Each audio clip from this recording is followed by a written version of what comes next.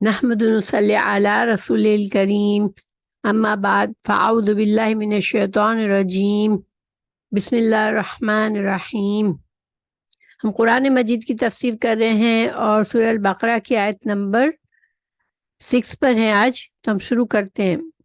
اعوذ باللہ من الشیطان الرجیم بسم اللہ الرحمن الرحیم۔ إن الذين كفروا سواء عليهم أأنذرتهم أم لم تنذرهم لا يؤمنون ختم الله على قلوبهم وعلى سمعهم وعلى أبصارهم غشاوة ولهم عذاب عظيم۔ کافروں کو آپ کا ڈرانا یا نہ ڈرانا برابر ہے، یہ لوگ ایمان نہ لائیں گے۔ اللہ تعالیٰ نے ان کے دلوں پر اور ان کے کانوں پر مہر کر دی ہے اور ان کی آنکھوں پر پردہ ہے اور ان کے لیے بڑا عذاب ہے۔ لفظ انا جو ہے نا وہ عربی زبان میں انا تاکید کسی چیز کو پکا کرنے کے لیے آتا ہے۔ جیسے انا کے بعد جو خبر دی جا رہی ہوتی ہے، جس چیز کے بارے میں خبر دی جا رہی ہوتی ہے اس کو پکا کیا جاتا ہے کہ بالکل کوئی شک نہیں ہے، ویسی ہی بات ہے۔ جیسے ہم کہتے ہیں نا بے شک ایسا ہی ہے، تو انا اصل میں اسی طرح سے استعمال ہوتا ہے۔ تو انا یعنی کہ بے شک اس بات میں کوئی شک ہی نہیں ہے کہ الذین کفروا، الذین پہلے بھی ہم پڑھ چکے، الذین کیا ہے؟ اس میں اشارہ جمع کے لیے ہے، یعنی وہ لوگ جو، اور میں نے بتایا تھا کہ الذین اور الذین جو ہے وہ کیا کرتے ہیں، اپنے سے پہلے والی بات کو یا اپنے کہنے والی چیز کو اپنے بعد آنے والی چیز سے جوڑ دیتے ہیں، ٹھیک ہے۔ تو ان الذین کفروا، بے شک وہ لوگ جنہوں نے کفر کیا، الذین جمع بھی ہے، اس لیے جمع کی پہچان کیا ہے؟ یا عموم، بہت سے الفاظ کی جمع ہمیں یا عموم سے پتہ چلتی ہے، آخر میں یا عموم ہوتا ہے۔ اس کی واحد ہے الذی، کفروا، کفروا جو ہے اس کا ترجمہ ہے کفر کیا۔ اچھا کفر کیا ہے؟ ٹھیک ہے، عام اردو میں ہمارے ذہن میں کافر سے مطلب یہ ہوتا ہے کہ کوئی نون مسلم ہوتا ہے اس کو ہم کافر کہتے ہیں، ٹھیک ہے، لیکن اصل میں عربی زبان میں کافر کا یہ مطلب نہیں ہے، نان مسلم نہیں ہے، ٹھیک ہے، یعنی ہر نان مسلم، ہر شخص جو مسلمان نہیں ہے ہم اس کو کافر نہیں کہہ سکتے عربی زبان میں۔ کیوں؟ کیونکہ لفظ کفارہ جو ہے نا، کافر یا کافر ہوتا ہے، اس کا ترجمہ ہوتا ہے انکار کرنے والا، ٹھیک ہے، انکار کرنے والا یا کسی چیز کو چھپانے والا، دبانے والا۔ تو اصل میں تو اصل لغت کا معنی تو ہے چھپانا اور دبانا، ٹھیک ہے، لیکن پھر اس سے پہلی بات ہے کہ اگر کوئی چیز انسان کسی چیز کو چھپا دیتا ہے، دبا دیتا ہے، اس کا مطلب ہے وہ اس کو سامنے نہیں لاتا تو یعنی کہ وہ اس کا انکار کرتا ہے، ٹھیک ہے۔ جیسے مثال کے طور پر آپ کو کوئی بات کہی گئی، بات سچی تھی لیکن آپ کو پتا ہے کہ وہ سچی بات ہے، اب آپ اس کو وہ نہیں کرنا چاہتے تو آپ کیا کریں گے کہ اپنے دل میں سچائی کو چھپا لیں گے، ٹھیک ہے، اور آپ زبان سے کیا کہیں گے کہ نہیں یہ بات غلط ہے، ٹھیک ہے۔ آپ نے ایک جھوٹ بولا یا انکار کیا اس سچائی کو ماننے کا، اور سچائی کو آپ نے چھپا لیا اپنے دل میں، تو یہ کفرہ کا لفظی معنی چھپانا یا دبانا۔ اور اسی وجہ سے عربی زبان میں جو کسان ہوتا ہے نا اس کو بھی کافر کہتے ہیں، کیوں کہ وہ زمین کے اندر بیج کو چھپاتا ہے، ٹھیک ہے، تو اس لیے اس سینس میں کافر کہتے ہیں۔ تو اب کافر جو ہے، اب کیوں ضروری ہے ہمیں یہ جاننا کہ کافر کا مطلب انکار کرنے والا ہے، بات کو چھپانے والا ہے۔ اب اسلام میں ہم کافر جو ہے ہم کس کو کہتے ہیں، یہ اس لیے ضروری ہے دیکھیں کہ آگے جو احکامات آئیں گے کہ ان کو ڈرانا نہ ڈرانا برابر ہے، تو پھر اگر ہم کافر سے یہ مطلب لے لیں کہ کافر وہ ہوتا ہے جو بھی کوئی مسلم نہیں ہے وہ کافر ہے، پھر اللہ سبحانہ تعالیٰ فرما رہے ہیں کہ ان کو تم ڈراؤ یا نہ ڈراؤ ایک ہی بات ہے،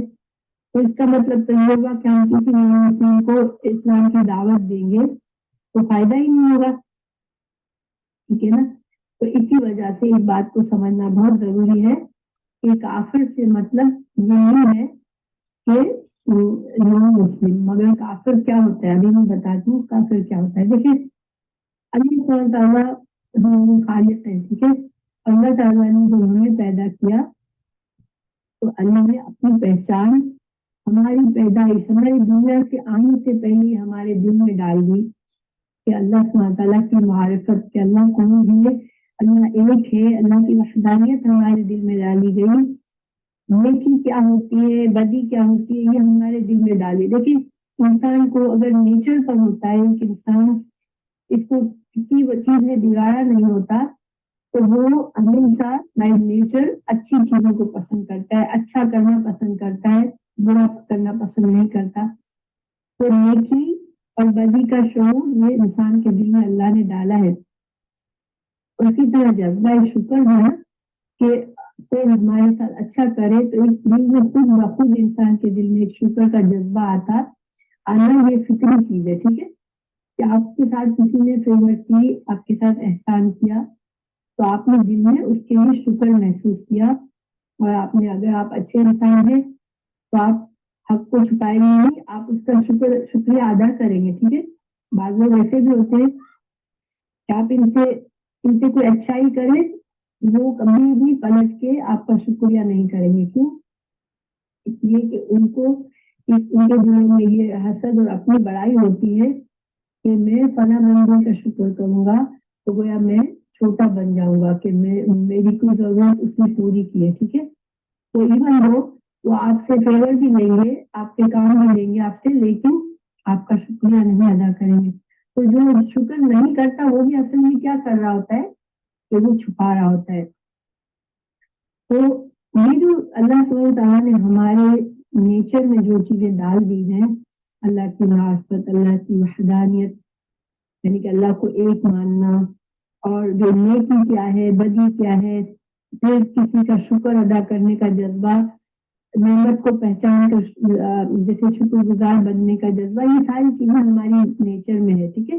جب بندہ پیدا ہوتا ہے فطرت پر پیدا ہوتا ہے. اللہ ایک حدیث ہے کہ ہر بچہ فطرت پر پیدا ہوتا ہے، یعنی کہ ہر بچے کو ان چیزوں کا شروع ہوتا ہے اس کے اندر. ہوتا کیا ہے کہ اللہ سبحانہ تعالیٰ نے چونکہ ہمیں امتحان کے لیے پیدا کیا، اس دنیا میں ہمیں امتحان کے لیے ڈالا ہے. تو جیسے جیسے بچہ بڑا ہوتا ہے نا اس کے ایک پرسنالٹی بنتی جاتی ہے، اس کی شخصیت بن جاتی ہے، ماحول کا اثر اس کے اندر ہوتا ہے، جس سراؤنڈنگ میں ہوتا ہے، جو اس کو جو کچھ سکھایا جاتا ہے لوگوں کی طرف سے، یہ ساری چیزوں سے اس کی ایک پرسنالٹی بن جاتی ہے. پھر یا تو اس کی یہ جو نیچر جو اللہ نے اس کے اندر ڈالی تھی وہ بہت نکھر جاتی ہے اور وہ ایک اچھا انسان بن کے بڑا ہو جاتا ہے،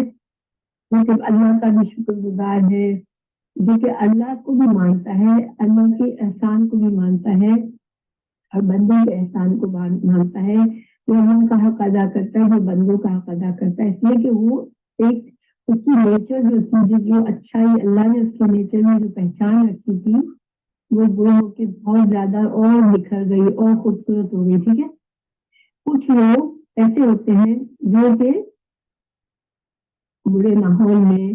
اور ان کو وہی کچھ سکھایا گیا ہوتا ہے یا خود ہی ان کے اندر ایک ہوتا ہے کہ ان کے اندر خودگرضی کا جو ایک عنصر ہوتا ہے وہ بڑھتا جاتا ہے اور آہستہ آہستہ وہ انسان ایک ناشکر بندہ بن جاتا ہے، وہ نہ اللہ کا احسان مانتا ہے نہ بندوں کا احسان مانتا ہے. تو اور کچھ لوگ ہوتے ہیں ان کے اندر اچھائی کا جذبہ بھی ہوتا ہے، پھر ان کے اندر کچھ خودگرضی بھی ہوتی ہے، کچھ برائی بھی ہوتی ہے، کیونکہ زیادہ تر لوگ ان بتھی نہیں ہوتے ہیں. تو یہ سارا کچھ یہ ہماری نیچر میں ہے، ٹھیک ہے. تو اب کافر کون ہوگا؟ دیکھیے جب ایک انسان اپنے شعور کے لیول پہ پہنچ گیا، اب اس کے اپنے فیصلے ہیں، اب اس کے سامنے حق آتا ہے، ٹھیک ہے. اب دیکھیے یہاں پر جو آیا اس میں نا خاص ایک گروہ کی طرف اشارہ ہے جو ان الذین کفروا، میں نے جو آیت پڑھی، تو یہاں پر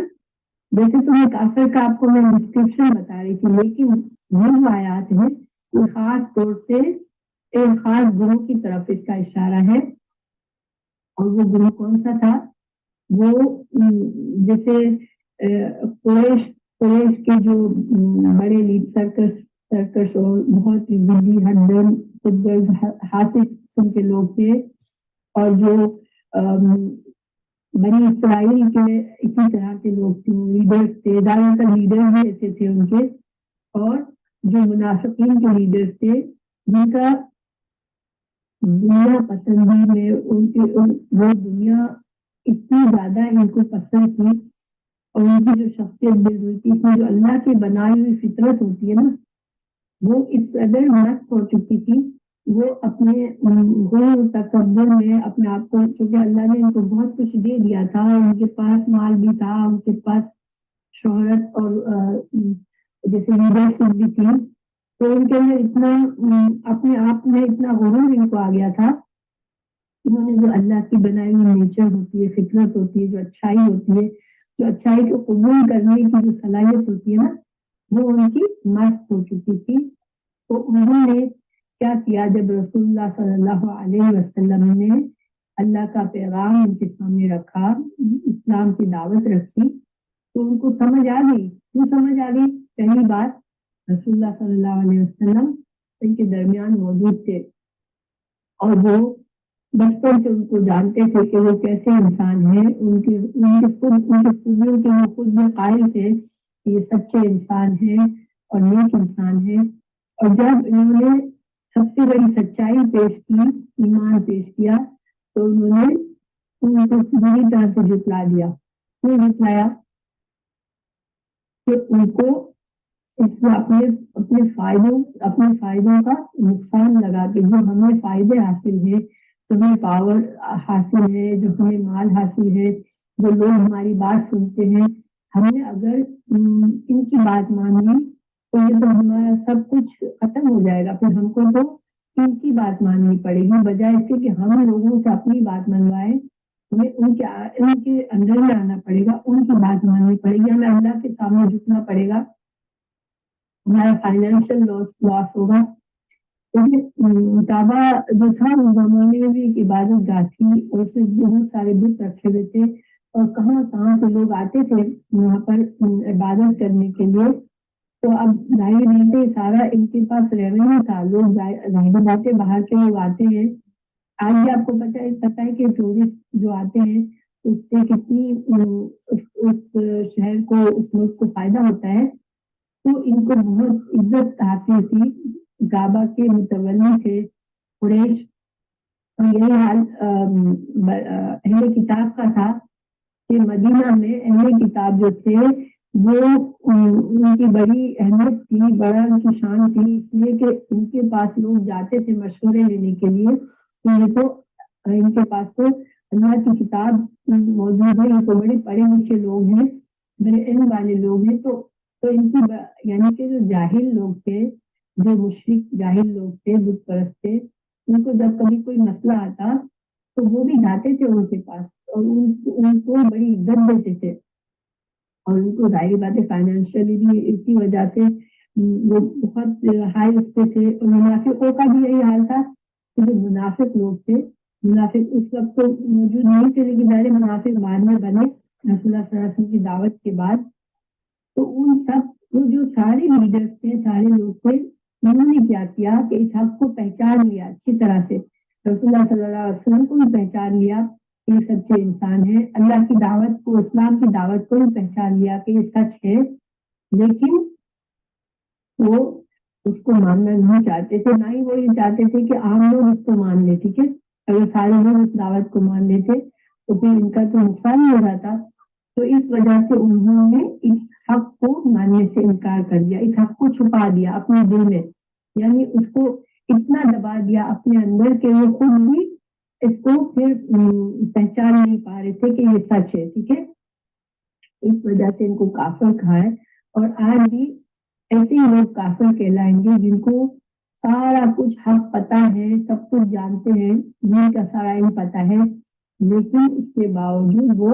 اسلام کو قبول نہیں کرتے بلکہ اسلام کے اگینسٹ کھڑے ہو جاتے ہیں، تو وہ بھی کافر، ان کو ہم کافر کہیں گے، ٹھیک ہے۔ لیکن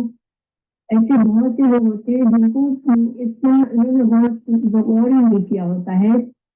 کہ حق کیا ہے اور وہاں کیا ہے، ان کو بس جس چیز میں انہوں نے آنکھ کھولی ہوتی ہے، جس ماحول میں رہے ہوتے ہیں، اسی میں بس مگن ہوتے ہیں، اور اتنا زیادہ انہوں نے ان چیزوں پر غور نہیں کیا، نہ اس کو جتلایا بہت، نہ اس کے بارے میں خلاف اس کے گئے، کچھ بھی نہیں، بس وہ اپنی دنیا میں مست ہے، دنیا میں بزی ہے، تو ان کو ہم نان مسلم کہیں گے، ان کو ہم کافر نہیں کہیں گے، ٹھیک ہے۔ اور اسی وجہ سے میں نے کیوں کہا یہ سارا ایکسپلینیشن کہ یہ فرق کو جاننا ضروری ہے کہ آگے اللہ سبحانہ تعالیٰ فرما رہے ہیں، لیکن ان الذین کفروا سواء علیہم انذرتہم ام لم تنذرہم لا یؤمنون، جن لوگوں نے کفر کیا ہے ان کے لیے آپ کا ڈرانا اور نہ ڈرانا برابر ہے۔ تو جب ہم کافر کی ڈیفینیشن کو سمجھ گئے تو ہم جانتے ہیں کہ صرف ایسی بندی اور ہم لوگ جن کو سمجھ آ جاتی پھر بھی نہیں مانتے، ان کو جب ہم ڈراتے ہیں قیامت سے، آخرت سے، اللہ کے عذاب سے، ان کو اس پر کوئی بھی اثر نہیں پڑتا۔ تو رسول اللہ صلی اللہ علیہ وسلم نے ان کو جب سارے چیزیں بتائی، جہنم عذاب جہنم ہوگا، اللہ کا عذاب ہوگا، نہ ماننے والوں کی سزائیں بتائی، لیکن ان کے لیے اس چیز میں کوئی اثر نہیں ہو رہا تھا۔ اللہ سبحانہ تعالیٰ نے فرما دیا کہ انہوں نے انکار کر دیا ہے، اب ان کی دل جو ہے وہ اس حق کو قبول نہیں کرے۔ اب اگلی آیت میں ہمیں پتہ چلے گا کہ ایسا کیوں ہوتا ہے، کب ہوتا ہے انشاءاللہ۔ لیکن جہاں تک اس آیت کے معاملہ ہے تو یہاں پر اندر میں تھوڑا سا اور بتا دوں کہ اندر کیا ہوتا ہے کہ کسی برے انجام سے ڈرانا، ٹھیک ہے۔ تو یہ سواؤن کا مطلب الذین کفروا، سواؤن کا مطلب برابر، یعنی کوئی چیز بالکل وقت میں ہوتی ہے تو اس کو دو حصوں میں برابر ہوتی ہے تو اس کو ہم کہتے ہیں کہ دونوں حصے برابر ہے، تو سواؤن کا لفظ ہے، یعنی کہ آگے آ رہی ہے دو چیزیں، پھر علیہم ان کے اوپر یہاں پر جو ہے نا حمزہ، یہ ایک الگ حروف ہے اور الگ معنی رکھتا ہے، اس کا معنی ہے خواہ، ٹھیک ہے، خواہ۔ تو ویسے حمزہ جو ہے اس کا معنی جو ہوتا ہے وہ کیا بھی ہوتا ہے، جیسے مثال کے طور پر میں کہتی ہوں انت یوسف، کیا آپ یوسف ہیں، کیا تم یوسف ہو، تو کا مطلب کیا ہے میں نے، ٹھیک ہے، لیکن یہاں پر کا مطلب خواہ ہے، خواہ، ٹھیک ہے، چاہے، یعنی کہ ہم کہتے ہیں چاہے تم کرو چاہے نہ کرو، تو یہ مطلب ہے۔ اچھا، پھر اندرتا جو ہے اندر کا ہوتا ہے مطلب کسی برے انجام سے خبردار کرنا،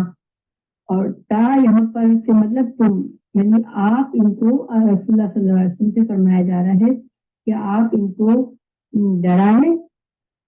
ان کو یا لمنا آپ ان کو ڈرائنا، تم ان کو ڈراؤ، ٹھیک ہے۔ لا یؤمنون، نہ وہ ایمان لائیں گے، ایمان یؤمنون ہم نے پچھلی آیت میں بھی پڑھ لیا، اس کا مطلب کہ کسی چیز کو مان لینا۔ تو اس آیت کا الحمدللہ ہم نے تھوڑا سا خلاصہ کیا ہے کہ کافر جو ہے جنہوں نے انکار کر دیا وہ آپ کے ڈرانے سے ان پر کوئی اثر نہیں آئے گا، وہ نہ مانیں گے، ٹھیک ہے۔ تو ساتھ میں آپ کو یہ بھی بتا دوں، یہ ہے یہاں پر جو ہے، یہاں رسول اللہ صلی اللہ علیہ وسلم سے یہ نہیں کہا جا رہا کہ آپ لوگوں کو ڈرانا چھوڑ دیں، ٹھیک ہے، جیسے ایسے لوگوں کو بھی آپ صلی اللہ علیہ وسلم نے دین کا میسج پھر بھی دیتے رہے ہیں، صرف اللہ سبحانہ تعالیٰ یہاں بتا کیا رہے ہیں کہ آپ تو کرتے ہیں اپنا کام، ٹھیک ہے، آپ کا کام تو ہے ڈرانا، لوگوں کو بتانا دین کا، لیکن ان کو، ایسے لوگوں کو جنہوں نے انکار کر دیا ان کو کوئی فائدہ نہیں ہونا ہے، ٹھیک ہے۔ اب انشاءاللہ میں اگلی آیت کرتی ہوں تو پھر ہم پورا ایک خلاصہ دوبارہ کریں گے۔ اگلی آیتیں اعوذ باللہ من الشیطان ختم اللہ علی قلوبہم وعلی سمعہم وعلی ابصارہم غشاوۃ ولہم عذاب عظیم۔ تو یہاں پر اس کا ترجمہ ہے کہ اللہ نے مہر لگا دی ہے، ٹھیک ہے، سیل کر دیا ہے، مہر ہوتی ہے سیل کرنا کسی چیز کو، اللہ نے سیل کر دیا ہے ان کے دلوں پر، اللہ نے مہر لگا دی ہے ان کے دلوں پر اور ان کی سماعت پر اور ان کی بصارتوں پر، اور ان کی بصارتوں پر ایک پردہ ہے، ٹھیک ہے، اور ان کے لیے ایک عظیم عذاب ہے، ٹھیک ہے، ان کے لیے بہت بڑا عذاب ویٹ کر رہا ہے، انتظار کر رہا ہے۔ تو اب یہاں پر جو پیچھے کہا گیا کہ ان کے لیے برابر ہے، ان پر کوئی اثر نہیں ہوگا آپ کے ڈرانے کا، یہاں پر وجہ بتا دی گئی کہ ایسا کیوں ہے کہ اب ان کے دلوں پر مہر لگا دیے، ان کے دلوں کو سیل کر دیا ہے کہ وہ کسی حق کو عبور ہی نہیں کر سکتے ان کے دلوں پر، اور نہ ان کی آنکھیں کسی حق کو، ان کی بصارت جو ہے وہ کسی حق کو دیکھ سکتی ہے، اور نہ ان کے کان کسی حق کو سن سکتے ہیں، ٹھیک ہے۔ ویسے تو یہ لوگ اندھے بہرے تو نہیں تھے، ان کو نظر آتا تھا، دنیا کے فائدے تو بہت زیادہ نظر آتے تھے، اور عقل مند بہت تھے، اس میں کہ یہ لیڈرز تھے تو بہت زیادہ عقل مند لوگ تھے، لیکن اللہ سبحانہ تعالیٰ نے یہاں پر یہ فرمایا کہ یہ صرف حق کے لیے اندھے ہیں اور حق کے لیے بہرے ہیں، یعنی کوئی حق کی بات اب ان کے نہ ان کے کان سن سکتے ہیں، نہ ان کی آنکھیں دیکھ سکتے ہیں، اور نہ ان کے دل کسی حق کو قبول کرتے ہیں۔ تو یہاں پر سوال یہ پیدا ہوتا ہے کہ کیا اللہ سبحانہ تعالیٰ نے ان کے دلوں کو بند کر دیا ہے؟ کیا ان کا قصور نہیں ہے یا اللہ تعالیٰ کی مرضی نہیں ہے کہ ان کو ہدایت نہ ملے؟ تو یہاں پر ایسے مطلب نہیں ہے، ٹھیک ہے۔ ہوتا کیا ہے، دیکھیے جب انسان،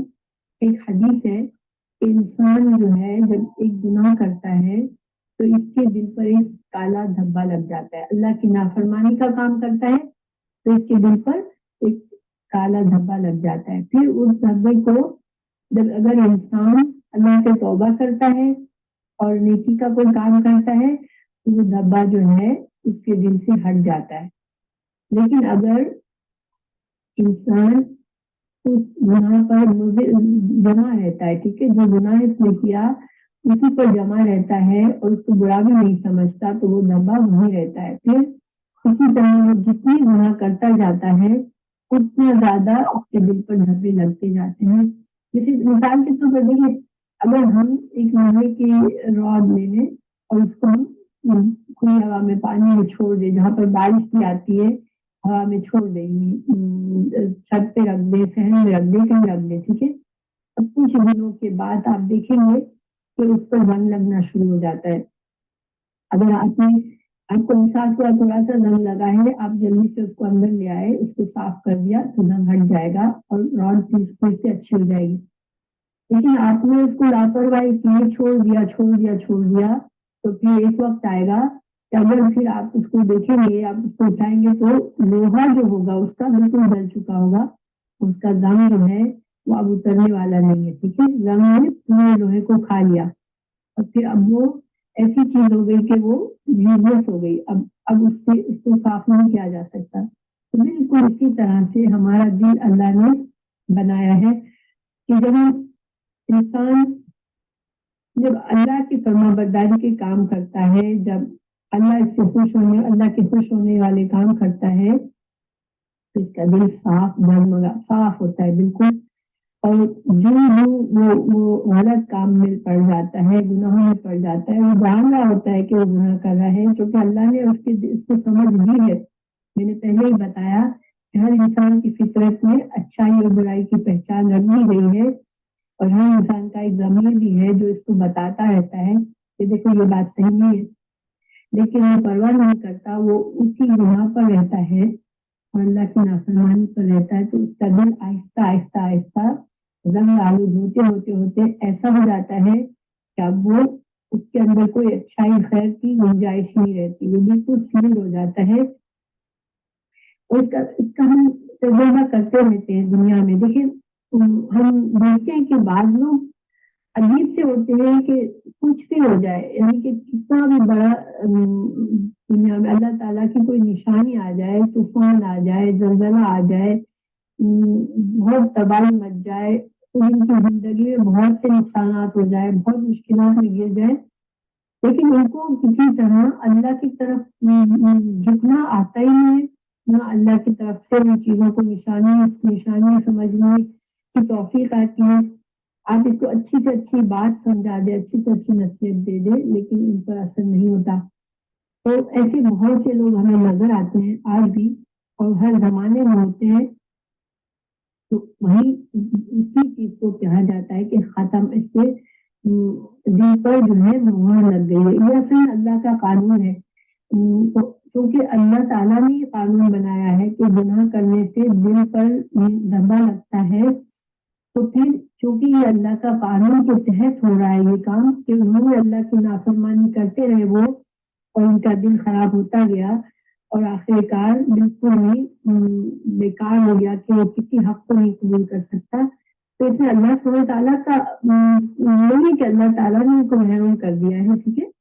مگر چونکہ اللہ نے ایک قانون بنایا ہے، یہ ہماری جو دنیا ہے، ہماری کائنات ہے، اللہ کے قانون کے مطابق چلتی ہے، ٹھیک ہے۔ تو ایک قانون بن گیا، اور اس کے مطابق انہوں نے گناہ کیے، اللہ کی نافرمانی کی، اپنی ضد و تکبر کیا، تو پھر ان کے دلوں کا یہ حال ہو گیا۔ تو اس کا یہ مطلب نہیں ہے کہ اللہ تعالیٰ نے ان کے ساتھ زیادتی کی ہے، ٹھیک ہے، مگر اللہ تعالیٰ نے اپنی طرف کیوں بات کہی کہ میں نے ختم لگائی، ختم اللہ نے مہر لگا دی ہے، یہ کیوں فرمایا اللہ سبحانہ تعالیٰ نے؟ تو اللہ نے مہر اس سینس میں لگائی ہے کہ اللہ نے قانون بنایا تھا، تو انہوں نے قانون کی نافرمانی انہوں نے کی، یعنی ذمہ داری ان کی تھی کہ انہوں نے قانون کو توڑا، تو اس کی سزا ان کو ملی ہے، لیکن اسی وجہ سے کہا گیا اللہ نے لگائی ہے، ورنہ اللہ جو ہے وہ تو اپنے بندوں سے بہت محبت کرنے والا ہے، اور وہ تو چاہتا ہے کہ ہر بندہ گناہوں سے بچ جائے اور اچھے انجام کو پالے، لیکن بندہ جو ہے جب خود اللہ کے قانون پر نہیں چلتا تو پھر اس کے نتائج کا ذمہ دار وہ خود ہی ہوتا ہے۔ تو اس طرح سے یہ کہا گیا کہ اللہ نے مہر لگائی ہے۔ تو دیکھیے تھوڑا سا غور کرتے ہیں کہ جب اللہ سبحانہ تعالیٰ نے یہ نہیں، رسول اللہ صلی اللہ علیہ وسلم سے یہ نہیں فرمایا کہ تمہارا کام ختم ہو گیا، بس تم کو اب ان لوگوں کو ڈرانا نہیں ہے، بلکہ یہ اصل میں ان کا حال بتایا جا رہا ہے، تو اس کا مقصد کیا ہے، ٹھیک ہے، یعنی یہ فرمانے کا اللہ سبحانہ تعالیٰ سے تھا کہ اب یہ لوگوں کو تم ڈراؤ نہ ڈراؤ، یہ ایمان لانے والے نہیں ہیں، تو آخر اس کا کیا مقصد ہے؟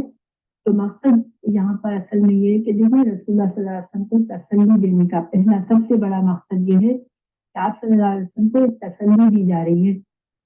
آپ کو پتا ہے کہ جب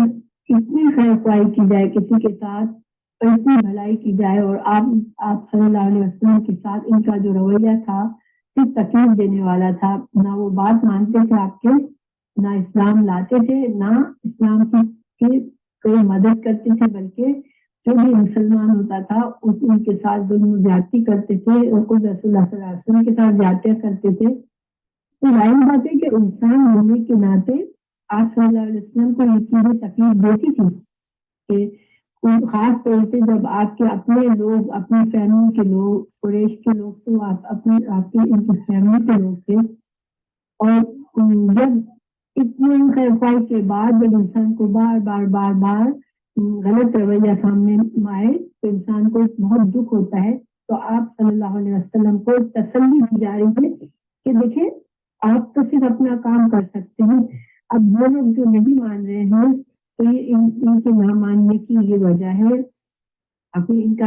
انجام بھی بتا دیا اللہ سبحانہ تعالیٰ نے کہ ان کے لیے عذاب العظیم ہے۔ عظیم جو ہے بہت بڑا، سب سے بڑے چیز کو عظیم کہتے ہیں، کہ بہت ہی بڑا عذاب ہے ان لوگوں کے لیے۔ تو ان کو جیسا کہ آپ جانتی ہیں، اگر کچھ اسلام کی ہسٹری پڑھیں تو کہ جو یہ سرکش لوگ تھے، جو سردار تھے، ان کو دنیا میں ان کا انجام برا ہوا، اور ان کے لیے آخرت میں بھی عذاب کا وعدہ ہے کہ وہ جہنم میں جائیں گے۔ تو پہلی ریزن تو یہ تھی کہ آپ صلی اللہ علیہ وسلم کو ایک تسلی دینی تھی کہ آپ بس اپنا کام کیے جائیں، اور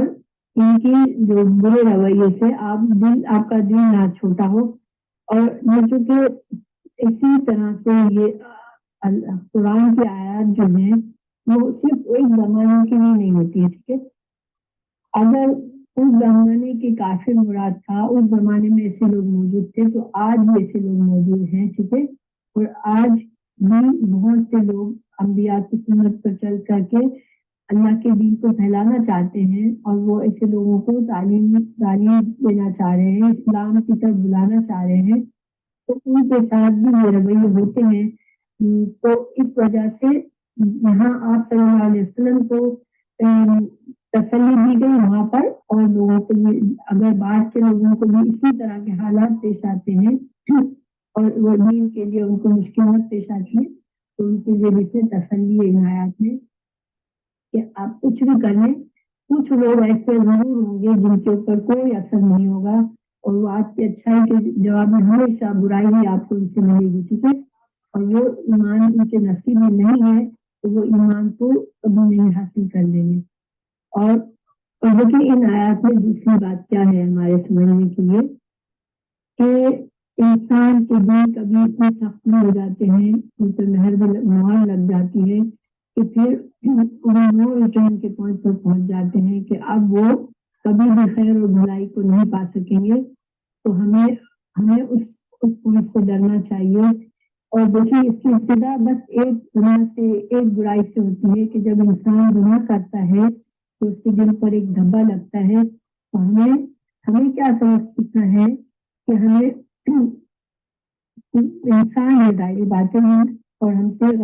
غلط کام ہو جاتے ہیں. ہمیں ذرا سا بھی ہمارا کانشیس بتائے کہ یہ کام صحیح نہیں ہے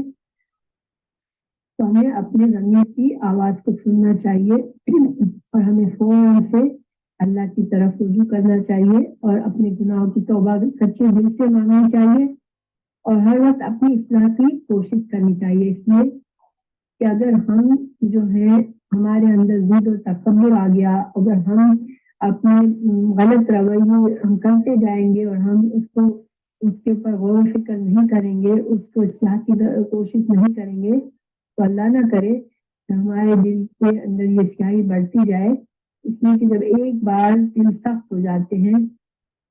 جب ایک بار دل اس حد تک خراب ہو جاتا ہے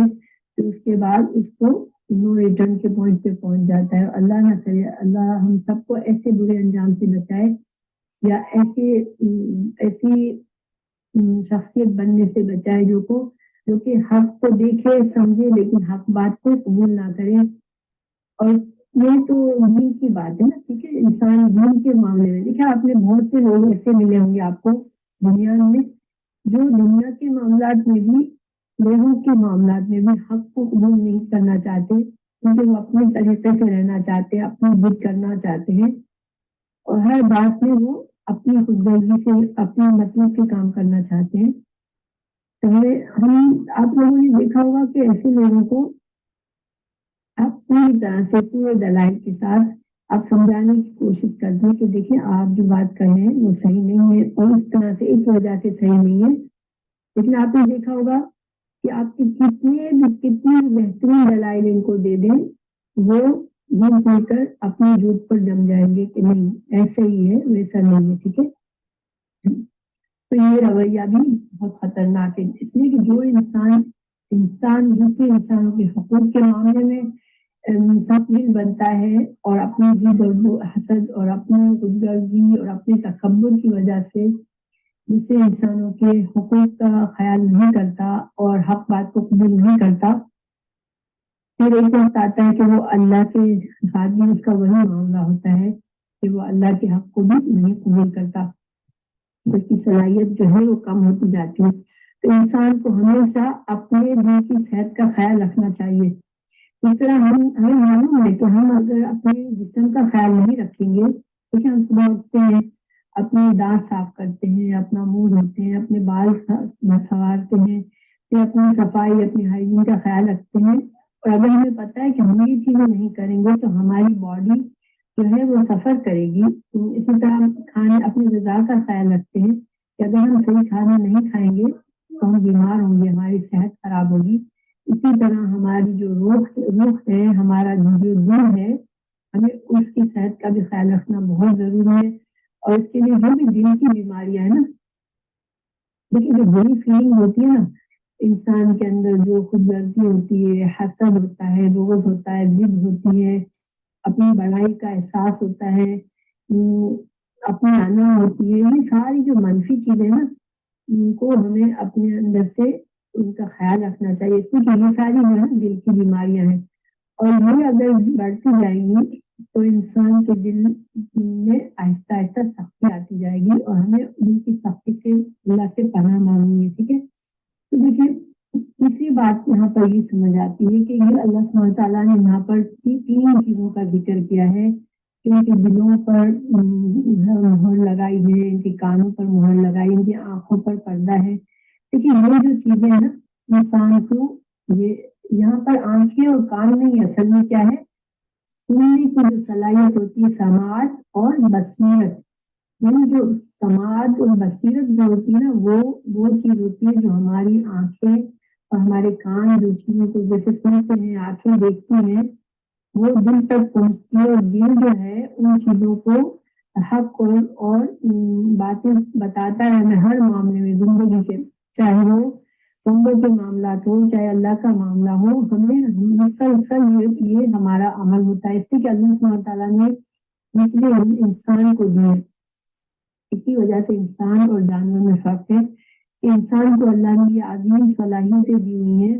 کہ جب ہم کوئی بات سنتے ہیں، جب ہم کوئی چیز دیکھتے ہیں تو ہمارے دل کو ایک اثر ہوتا ہے، اس چیز کی اچھائی کو ہم محسوس کرتے ہیں، اس چیز کی برائی کو ہم جانتے ہیں.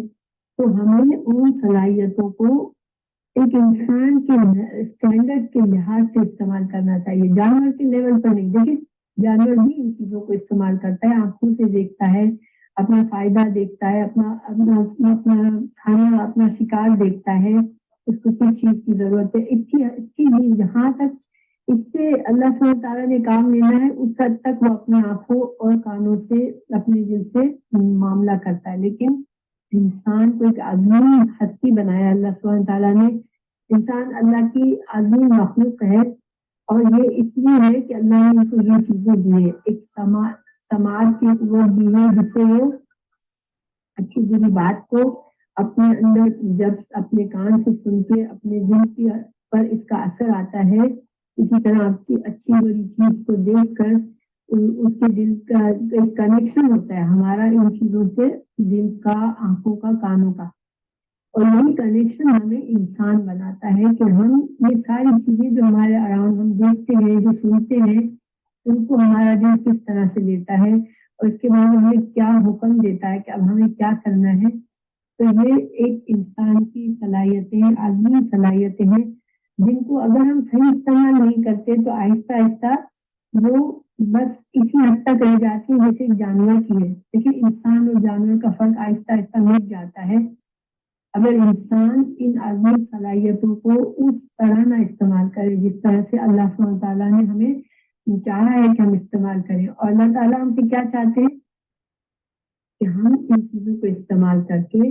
حق کو پہچانے، ہماری زندگی کے اصل مقصد کو جانے، اور ہم اپنے اس مقصد کو حاصل کرنے کے لیے اپنی ان چیزوں کو استعمال کریں. ٹھیک ہے، تو اگر ہم نے وہ مقصد نہیں کیا تو آپ کو پتہ ہے کہ انسان کا کوئی ہاتھ، جیسے اب ہمارا ہاتھ ہے، ہمارا پیر ہے، کسی وجہ سے زخمی ہوتا ہے، ہم اس کو بہت دنوں تک استعمال نہیں کرتے، ایک حالت میں چھوڑ دیتے ہیں. آپ نے دیکھا ہے جب ہڈی ٹوٹ گئی، اب اس کو پلاسٹر لگا ہوا ہے، اب بہت دنوں تک اس کو یوز نہیں کیا، اس کے بعد ہمیں تھراپی کرنی پڑتی ہے تاکہ ہم اس کو اس طرح سے پہلے ایکسیڈنٹ سے پہلے اس ہاتھ کو یا پیر کو استعمال کرتے تھے، اس کو دوبارہ سے اس کو سکھاتے ہیں کہ کیسے استعمال کرنا ہے. کیوں؟ اس لیے کہ ہم نے اس کو بہت دنوں تک اس کو استعمال نہیں کیا، جس کام کے لیے وہ چیز استعمال ہونی ہے، تو پھر اس کی صلاحیت جو تھی وہ جیسے ختم ہو جاتی ہے، یا اس کی صلاحیت کے اوپر ایک خول سا چڑھ جاتا ہے. تو بس یہی حال ہے کہ اگر ہم کو جو اللہ سبحانہ تعالیٰ نے صلاحیتیں دی ہیں، اگر ہم ان کو استعمال نہیں کریں گے جس پرپز کے لیے ہمیں دی ہیں، تو پھر ان چیزوں پر ہمارے مہر لگ جاتی ہے، پردے پڑ جاتے ہیں، اور پھر ان کی صلاحیتیں کم ہوتی جاتی ہیں. اور اللہ سبحانہ تعالیٰ ہمیں اس سے بچائے، اس لیے کہ جب ایسا ہوتا ہے تو پھر انسان ایک جانور کے لیول پہ پہنچ جاتا ہے، اور پھر اس کا انجام بھی جو ہے نا وہ اسی لحاظ سے ہوتا ہے کہ ان عظیم صلاحیتوں سے کوئی فائدہ نہ اٹھایا اور اپنے خالق کو نہ پہچانی اور جو کچھ اس کو کرنا تھا وہ نہ کیا. تو آج کے سبق کا تھوڑا سا خلاصہ میں آپ کے سامنے کرتی ہوں کہ اللہ سبحانہ تعالیٰ نے پہلے ہمیں انعام یافتہ لوگوں کی